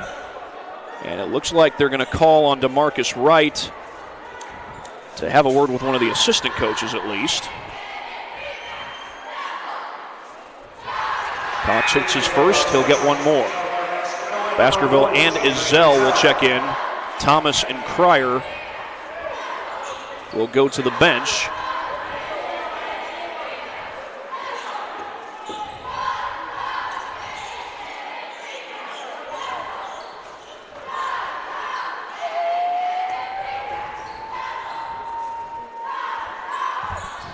Two for 2 goes Dalton Cox.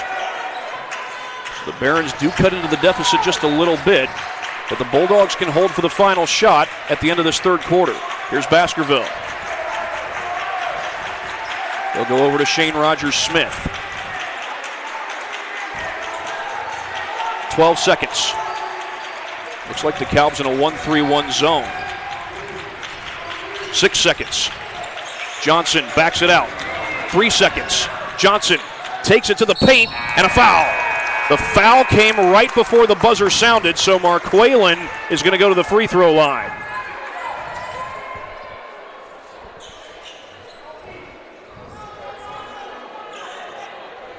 Well, some big news from Kilmer Court. The Snyder Panthers take down the Kokomo Wildcats.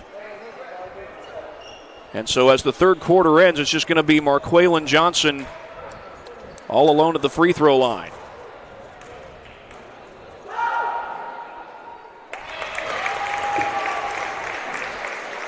One down.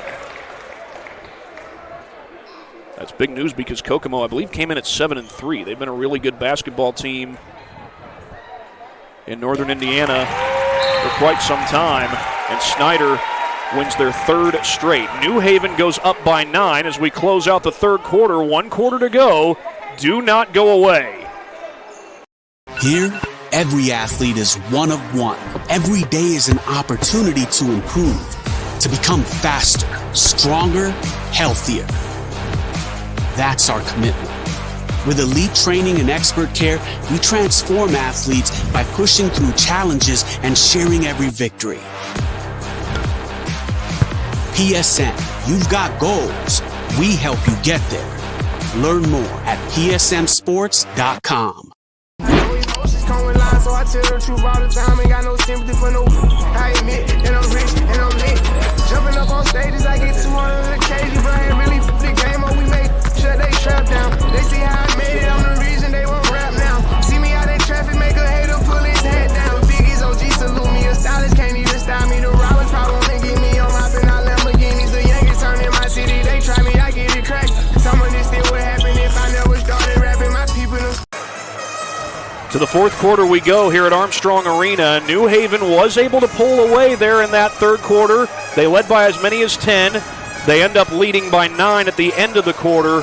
But a good response from the Bulldogs after Dekalb really seemed to dominate at least the first half of the second quarter.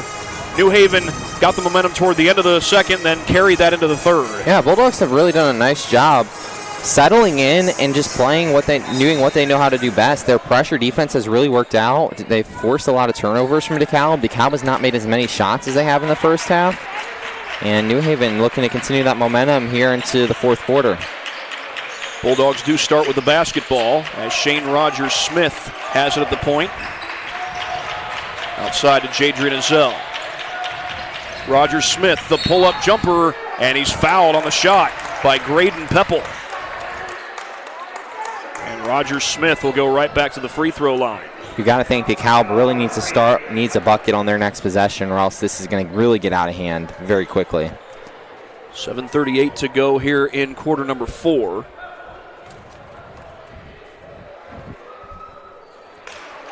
Well, I think that's Rogers-Smith's first miss from the free throw line. He is a good free throw shooter, though, 78%. And of course, he was 7 out of 9 coming into the game. 0 for 2. Well, that leaves the door open for the Barons.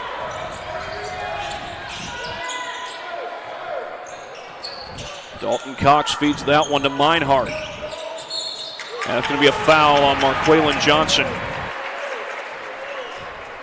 And I believe that's his 4th. Indeed it is. And Dalen Jackson will come back into the game. I said earlier that he was coming out of the locker room. Good to see that he's back. Not sure exactly what he's dealing with, but whatever it is, it's not keeping him out of the game. Oh, Peppel's wide open, but short on the 3. And there's DeMarcus Wright. Oh, the pass too long. Brandon Appleton just gave a brief look like, that's not supposed to come to me. Yeah, it looked like he was trying to get Baskerville, and Baskerville was not sure what he was doing. Maybe he wanted Baskerville to run up a little bit more ahead. I'm not sure. That's 2 missed opportunities by the Dogs here in quarter number 4. And that ball's out of bounds off of Caden Rice. Well, the Dogs have missed their opportunities, but the Barons, they've left a lot of points off the board in this third quarter and then coming into the fourth quarter. Rogers-Smith, pull-up pop, won't fall. Dalen Jackson wins the battle down low.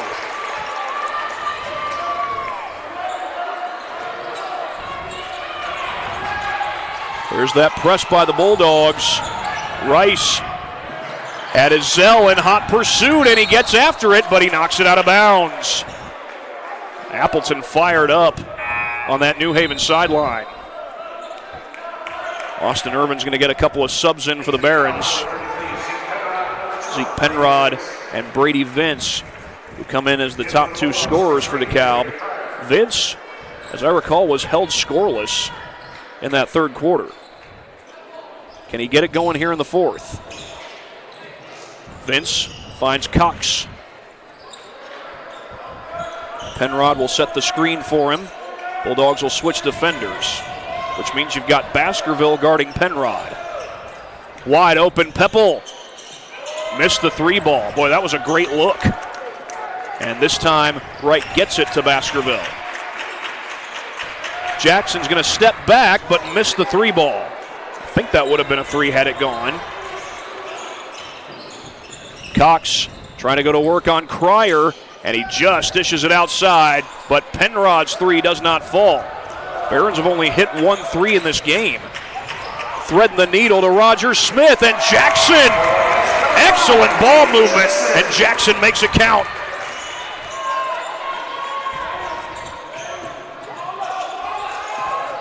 Penrod with Wright and Baskerville on the double team. Peppel, this time he puts it on the deck. Wraparound pass. Meinhardt couldn't get it to go. Barron's crowd wanted a foul. They'll get 2 points when all's said and done.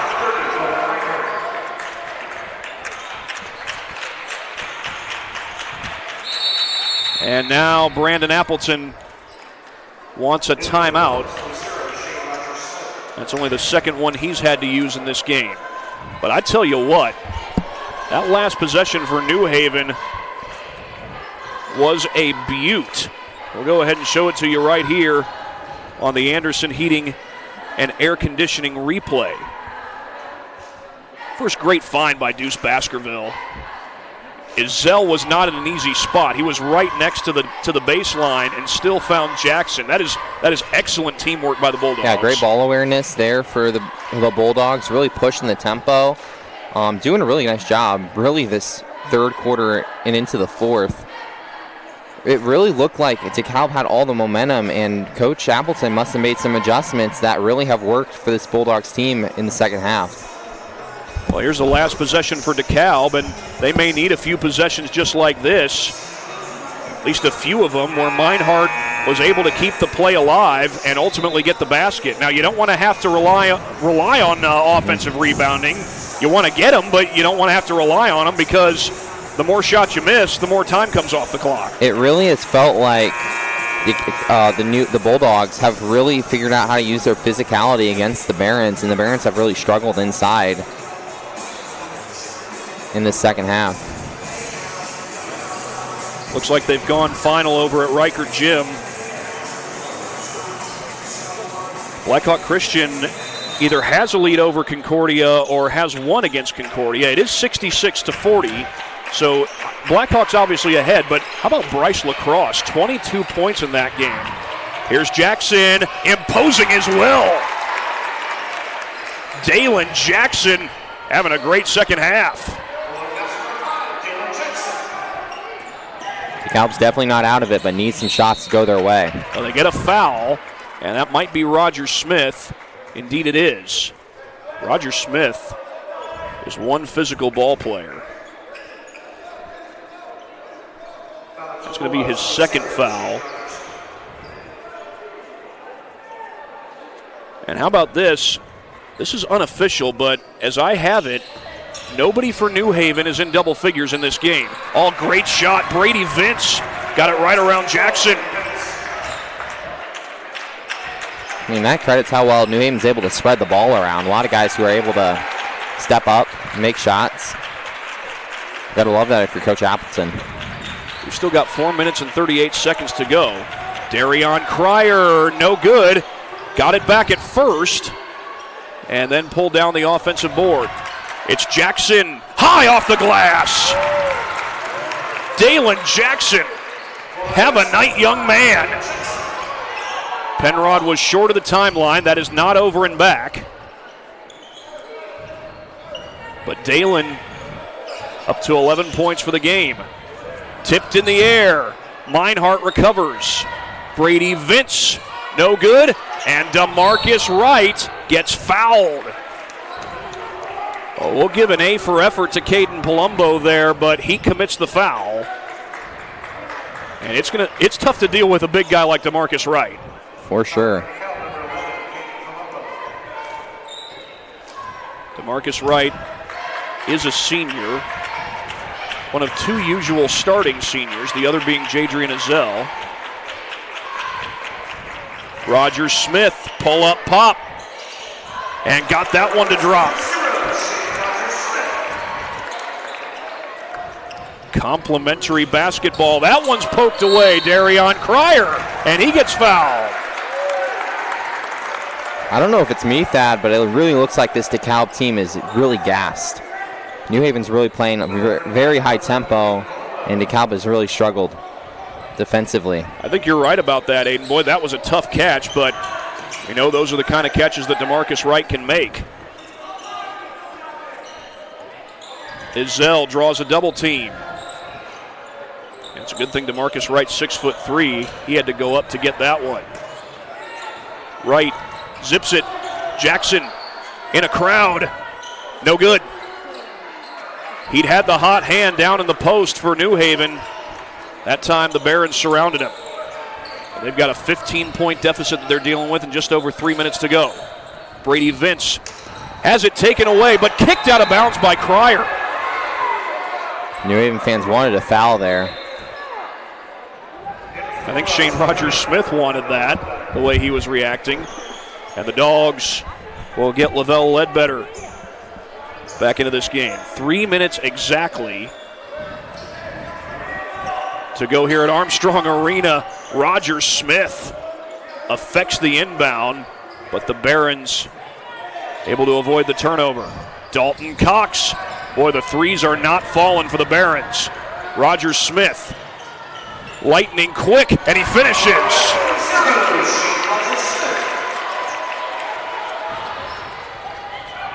Shane Rogers-Smith up to 10 points. Knocked around, Ledbetter secures it. Vince looked like he was trying to do a little bit too much there. He had Plumbo wide open on the wing.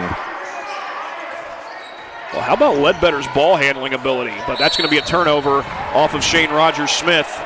Caden Palumbo stayed with him the whole time. Yeah, it really helps having a big that's able to handle the ball that well. It kind of gives you like another point guard, except he's a little bit bigger, so you can do a lot more things with him there. Ledbetter and Cryer will go to the bench. Jackson will come in, and I think it was Baskerville who just came back in off the bench. Tavar Baskerville just 7 points in this ball game, but he's done so much on the defensive end as well. He's hit some big timely buckets. There's some loose change scooped up by DeMarcus Wright. Jackson off the dribble, puts it in. Got his man in the air, and it's a 19-point Dogs lead. Catch and shoot for Penrod. And that sums up how this night has gone from the three-point line for the Barons. Yeah, Barons really needed to knock down their three-pointers if they wanted to hang with New Haven, and they have really struggled from beyond the arc. Inbound to Rogers-Smith. Here's Baskerville. Now, Baskerville struggled in the first half. He only had 2 points, but he's still come out and played well here in the second half. As it is right now, you won't see a high-scoring total, but Baskerville has not quit. And right now, he's just playing smart basketball, dribbling around and ultimately drawing the foul. And it looks like Coach Irving's going to unload his bench here. That was Palumbo's fourth foul. And the fourth team foul. Excuse me, I got to reverse that. That's the fourth team foul on DeKalb. DeKalb will bring in Brady Culler, Peyton Greenlee, Carter Deller, and Paxton Woods into the game as well. It looks like they've also got Malachi Webb at 6'5" and off the bench.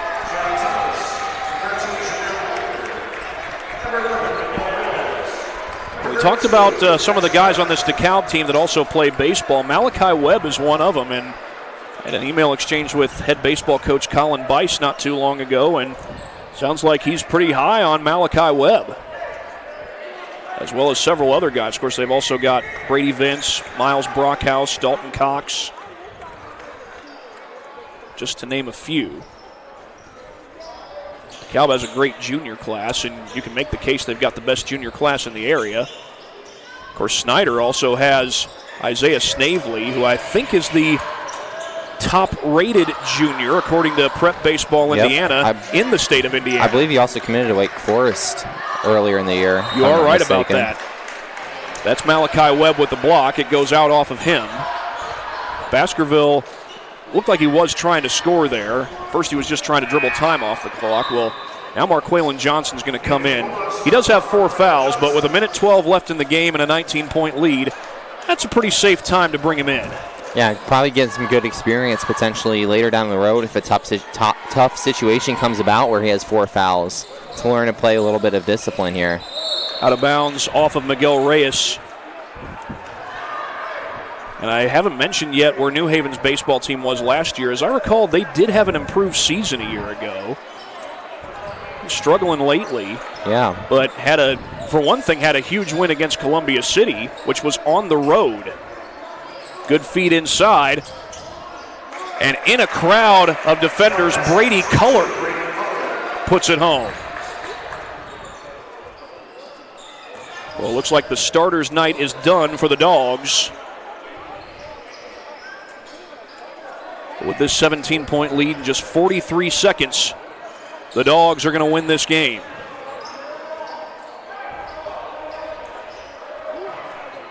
Yeah, Coach Appleton really calming his team down, and once his team really calmed down and settled in, the Bulldogs ran with it against Dekalb. I'm not sure if that's Jackson Price who's wearing number 32. He's listed as number 23. I know he is on the roster and he hasn't been in all night. But right now, New Haven just running the clock out, and Miguel Reyes will just dribble around for a few more seconds as this game is well in the books, and it's just about to be official. There's the horn. The New Haven Bulldogs suffered a tough loss to Snyder on Tuesday night, but they bounced back against their conference rivals from Dekalb and win this game 56-39.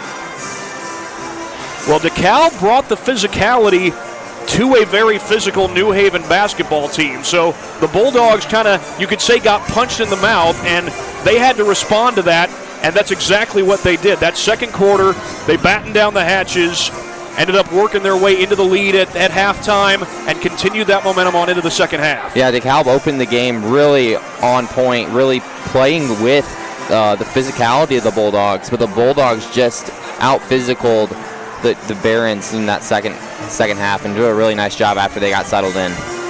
Well, it's time to recognize our Parkview Sports Medicine players of the game, and I think tonight it's going to be a shared honor. First, Dalen Jackson finishes with 13 points. Great second half for him. And Tavar Baskerville, he only gets 7 points, but he made some big plays on the defensive end in that second half that allowed the Bulldogs to pull away. So I think it's only fitting Dalen Jackson and Tavar Baskerville are your PSM players of the game. For sure. I think they did a great job contributing to this Bulldogs squad tonight, and that's what allowed the Bulldogs to pull away in that second half. The New Haven Bulldogs with a win 57-39 over the Dekalb Barons, and what a huge win it was. New Haven improves to 9-3. Dekalb falls to 7-3, and that's going to do it from here at Armstrong Arena. You've been watching high school basketball on Summit City Sports. For Aiden North, this is Thad Goff saying so long from Armstrong Arena. Again, the Bulldogs win it 56-39. Thank you for watching Summit City Sports. To help broaden our coverage, we're asking you to become a monthly sponsor to our Patreon account. We produce weekly highlights and live video broadcasts. When the Homestead Girls Golf Team won its first state title in program history, we were there. When Fort Wayne brought back 3 state titles in cross country, we were there. We believe in sharing positive stories and setting the standard for how high school sports should be covered. Join us and donate today.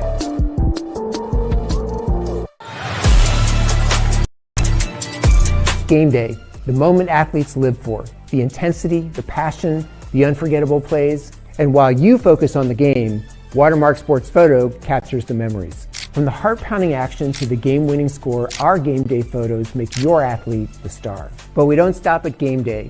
With our Sportrait sessions, together we dream up poses and take your athlete's story to the next level. Serving Northeast Indiana and Northwest Ohio, from colleges to high schools and club sports, moments fade, but the memories last forever. Watermark Sports Photo, where every shot is legendary.